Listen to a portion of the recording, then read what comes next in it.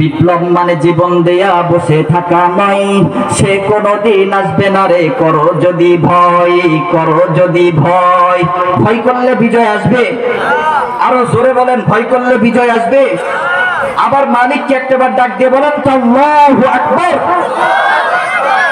বিপ্লব মানে জীবন দেয়া বসে থাকা নয়, সে কোনদিন আসবে না রে। করো যদি ভয়, করো যদি ভয়। সবাই বলেন না, বিপ্লব মানে জীবন দেয়া বসে থাকা নয়, সে কোনদিন আসবে না রে। করো যদি ভয়, করো যদি ভয়।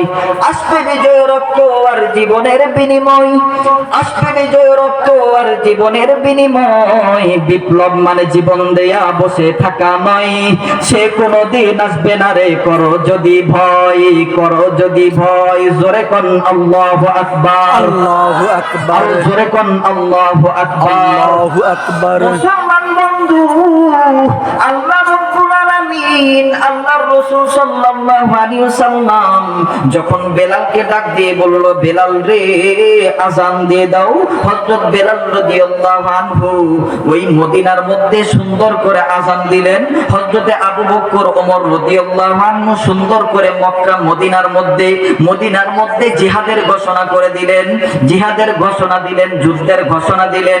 মুসলমান বাবাজি জিহাদের ঘোষণা পাওয়ার পর অনেক সাহাবী ভীতু সন্ত্রস্ত হয়ে গেল।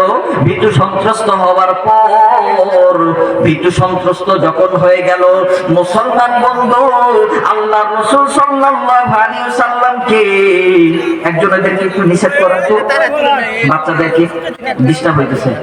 আল্লাহর রাসূল সাল্লাল্লাহু আলাইহি ওয়াসাল্লাম যখন এমন করে সুন্দরভাবে বলল, আল্লাহর রাসূল সাল্লাল্লাহু আলাইহি ওয়াসাল্লাম একটু ঘাবড়ায় গেলেন।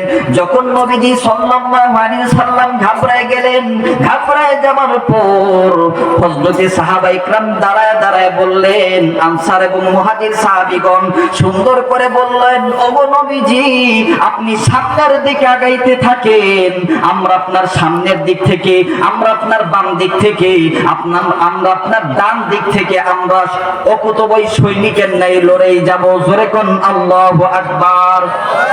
মুসলমান বন্ধু আল্লাহর রাসূল সাল্লাল্লাহু আলাইহি সাল্লাম একটু সাহস পাইলেন। যখন আল্লাহর রাসূল সাল্লাল্লাহু আলাইহি সাল্লাম সাহস পাইলেন, এবার আল্লাহ ডাক দিয়ে বললেন, নবী গো আপনি ঘাবড়াবেন না, ঘাবড়াবেন না। এখনই আপনাকে বিজয়ের সুসংবাদ দিয়ে দিলাম। আমি মুসলমানদের গলায় বিজয়ের মালা ঝুলায় দেব। জোরে কোন সুবহানাল্লাহ, আরো জোরে কোন সুবহানাল্লাহ।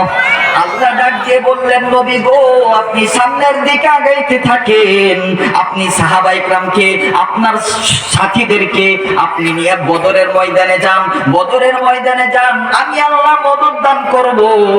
আল্লাহর রাসূল সাল্লাল্লাহু আলাইহি ওয়াসাল্লাম হযরতে সাহাবায়ে কেরামকে নিয়ে বদরের ময়দানে উপস্থিত হইলেন। উপস্থিত হওয়ার পর আল্লাহ ডাক দিয়ে বললেন, নবী গো এইবার ময়দান থেকে এক মুষ্টি মাটি নেন, মাটি নেবার পর মক্কার মুশরিক বেঈমানদের দিকে ফিকে দেন, নিক্ষেপ করেন। আমি আল্লাহ অল্প সময়ের জন্য ওদেরকে অন্ধ বানায় দেব, ওদের দৃষ্টি শক্তি ঝাপসা বানায় দেব। জোরে কোন সুবহানাল্লাহ, সুবহানাল্লাহ, আর জোরে কোন সুবহানাল্লাহ। এরপর আল্লাহ রাসূল সাল্লাল্লাহু আলাইহি ওয়াসাল্লাম ওই ময়দানের মধ্য থেকে এক মুষ্টি বালু নিলেন। বালু নেবার পর, ধরি নেবার পর মক্কার মুশরিক বেঈমানদের দিকে ফিকে দিলেন। আল্লাহ রাব্বুল আলামিন অল্প সময়ের মধ্যে ওদের দৃষ্টি শক্তি অন্ধ বানায় দিল, ওদের দৃষ্টি শক্তি ঝাপসা বানায় দিল। এরপর আল্লাহ রাব্বুল আলামিন আসমান থেকে ফেরেশতা নাজিল করে বদরের ময়দানে মুসলমানদের গলায় বিজয়ের মালা ঝুলায় দিলেন। জোরে কোন সুবহানাল্লাহ, আরো জোরে কোন সুবহানাল্লাহ।